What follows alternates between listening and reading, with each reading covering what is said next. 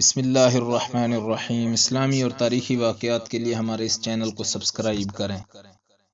آپ اس بارے میں کیا فتویٰ دیں گے کہ اگر امیر المومنین ہم میں سے کسی کو حکم دیں کہ وہ کسی شخص کو قتل کر دے، حالانکہ اسے معلوم نہیں کہ جس کے قتل کا حکم امیر المومنین نے دیا ہے مجرم ہے یا نہیں؟ خلیفہ منصور کے مصاحب خاص ابو العباس طوسی نے بھرے دربار میں امام ابو حنیفہ سے سوال کیا۔ آج اس نے ارادہ کیا کہ ابو حنیفہ سے کوئی ایسی بات کروائے کہ خلیفہ منصور انہیں انتہائی سزا دینے کے درپے ہو جائے۔ اس مقصد کی خاطر اس نے امام ابو حنیفہ کو پھانسنے کی کوشش کی۔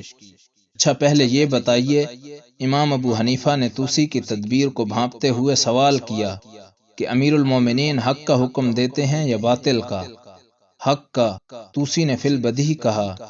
بس یہ معاملہ تو بالکل آسان ہو گیا کہ جہاں بھی حق ہو اس پر عمل کیجیے اور زیادہ کھوج کرید کی ضرورت نہیں۔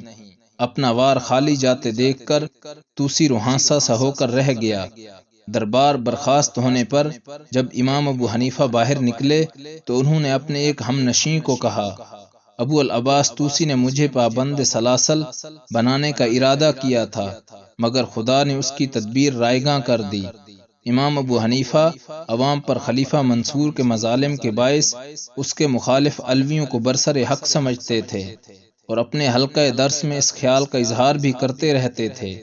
خلیفہ منصور بہت سے حکومتی فیصلوں کی شرعی توثیق کے لیے آپ سے فتوے طلب کرتا اور اس سے اس کا مقصد امام کی دلی بات اگلوانا ہوتا تھا۔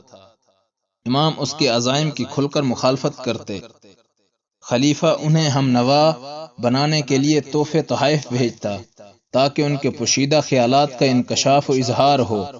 امام کے نزدیک عباسی حکمران اسلام کے جادہ مستقیم سے ہٹے ہوئے تھے اور ظلم و زیادتی میں حد سے تجاوز کرتے تھے۔ وہ امام کی حق گو زبان کو زر و جواہر سے بند کرانا چاہتے تھے، اس لیے وہ ان کے عطیے کو قبول نہ کرتے تھے۔ ہدیے کے ٹھکرانے کو خلیفہ منصور اپنی توہین سمجھتا تھا۔ خلیفہ منصور امام ابو حنیفہ کی اس روش سے تنگ آ گیا اور دل ہی دل میں کڑھنے لگا۔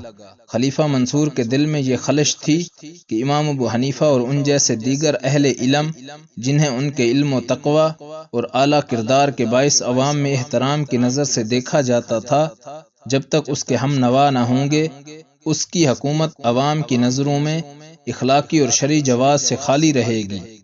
اس وجہ سے اس کی کوشش تھی کہ عوام میں اثر و رسوخ کے حامل علماء کو حکومتی عہدوں پر فائز کر کے عوام الناس کو یہ باور کرایا جائے کہ ان کے متعمد اہل علم و فکر بھی حکومت کے ساتھ ہیں۔